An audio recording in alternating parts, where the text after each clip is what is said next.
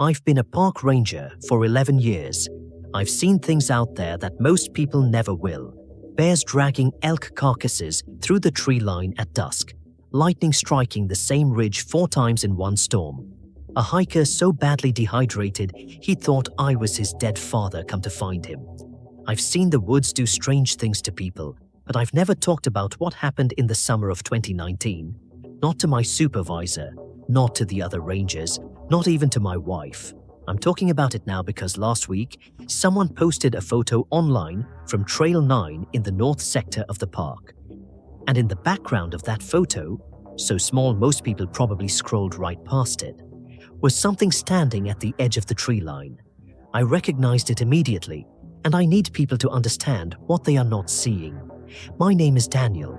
I've worked BLACKRIDGE State Park in northern Montana since I was 26 years old. It's a big park, over 300,000 acres, 12 designated trails, 3 backcountry zones where you can go days without seeing another person. We average about 2 missing persons reports a year, which sounds alarming until you realize most of them are hikers who got turned around and wandered out on their own a day later, embarrassed and sunburned. The summer of 2019 was the first time we had a missing persons case that didn't resolve itself. His name was Marcus Webb, 34 years old, experienced hiker, came up from Colorado for a solo 5-day trip through the backcountry, signed in at the trailhead on a Tuesday morning, was supposed to sign out the following Sunday. Sunday came and went, no sign out. We gave it until Monday noon before we initiated a search. I was assigned the North Sector, Trail 9, and the surrounding backcountry. 2 other rangers took the East and West zones, standard procedure. We expected to find him at a campsite with a twisted ankle or worse, dehydrated, maybe worse than that. What I found instead was his campsite. But not Marcus. His tent was still standing. Sleeping bag inside, unzipped, like he'd gotten up in the middle of the night and stepped out. Camp stove still set up. A half-eaten granola bar sitting on top of his pack. Everything exactly the way it would look if someone had simply stepped away for 5 minutes and planned to come right back. Except there were no footprints leaving the campsite. Not in the soft mud near the creek. Not in the ash around the fire pit. Nothing. I radioed it in and documented everything. Then I started doing what rangers do. Expanding my search radius in slow, careful circles, looking for any sign of where he'd gone. About 40 meters north of the campsite, I found the first thing that didn't make sense. A tree, a big ponderosa pine, probably 100 years old, had a section of bark stripped away from it at about chest height. Clean strip, about 2 feet wide, all the way around the circumference of the trunk, not chewed, not clawed. The wood underneath was smooth, like it had been sanded. I'd never seen anything do that to a tree. Not a bear, not an elk, nothing. I photographed it and kept moving. 60 meters further, I found another one, then another, and another. There were 7 of them total, all spaced roughly the same distance apart, all stripped the exact same way, all in a straight line heading deeper into the backcountry. They were markers. Either Marcus had made them, which made no sense given the tools he had and the time it would have taken, or something had made them before Marcus arrived. I followed the line. The trees ended abruptly at a small clearing I'd never noticed before in 11 years of working this sector. That alone was strange. I knew this land the way you know the layout of your own house in the dark. I should have known that clearing was there. It was maybe 30 feet across, perfectly circular. Not the kind of circular you get from a natural gap in the tree canopy. Unnaturally circular, like someone had measured it. The grass inside was flat, not trampled, flat. Every blade pressed down uniformly, the same direction, radiating outward from the center like something large and heavy had rested there and then been lifted straight up. In the center of the clearing was Marcus Webb's water bottle. Just the water bottle. Nothing else. I stood at the edge of that clearing for a long time before I stepped into it. The moment I crossed the tree line, the sound changed. That's the only way I can explain it. The woods have a constant ambient sound. Birds, insects, wind moving through the canopy. White noise you stop hearing after a while because it's always there. Inside the clearing, there was nothing.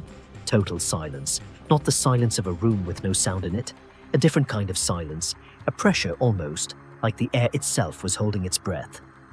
I picked up the water bottle, still had water in it, cap screwed on tight. I photographed the clearing from every angle, took samples of the flattened grass, documented the tree line, the shape, everything I could think of. Then I heard something, not from inside the clearing, from the trees just beyond it on the far north side, a sound I can only describe as breathing. Slow, rhythmic, incredibly deep, lower than anything a human could produce, lower than any animal I'd ever heard in 11 years in these woods. I stood completely still. It stopped. Then from a completely different direction, east, maybe 30 meters into the trees, it started again.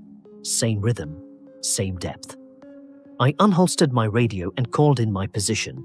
Static, I tried again. More static.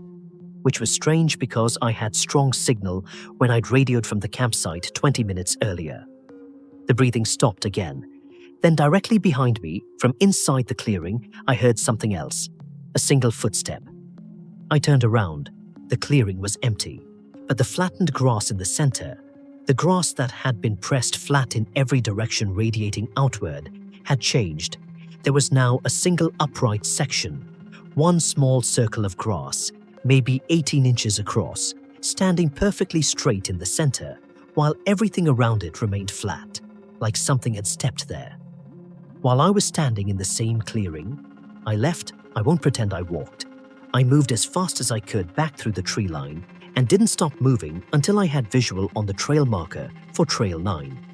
Signal came back immediately once I cleared the area. I filed my report.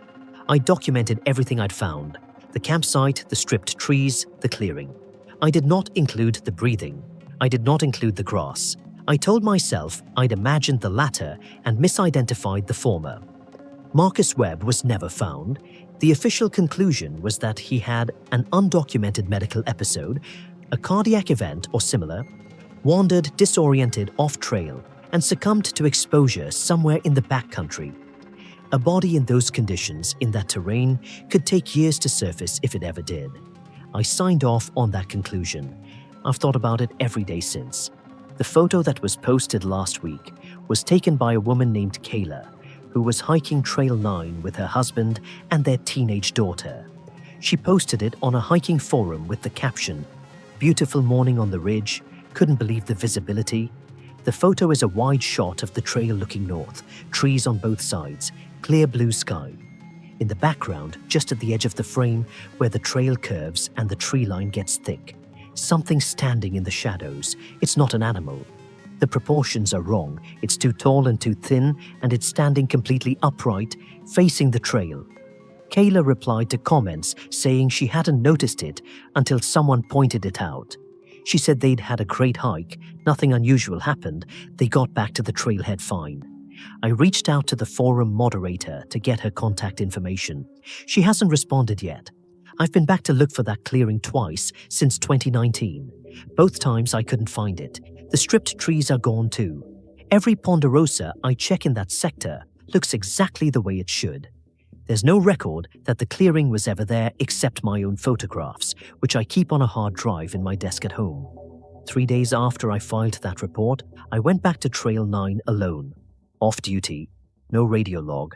I told my wife I was doing a routine check. I wasn't doing a routine check. I needed to know if the clearing was still there. I retraced every step from memory. I found the campsite location. The ground still showed the faint rectangular impression where Marcus's tent had been. I found the creek. I walked 40 meters north and looked for the first stripped tree. It was gone. Not fallen, not rotted, gone. A healthy ponderosa pine stood exactly where I remembered the first marker being. Bark fully intact. No sign anything had ever touched it. I kept walking the line anyway. All 7 locations, every single tree was fine, unmarked, normal. I reached the area where the clearing should have been. Dense forest, continuous canopy. No break, no gap, no circle. Just trees, standing the way trees have stood in this forest for 100 years. I stood there for a long time, then I took out my compass. I do this automatically on backcountry checks. Habit. You always know your bearing. The needle was spinning, not drifting, not fluctuating, spinning. full continuous rotation like it was sitting next to a powerful magnet.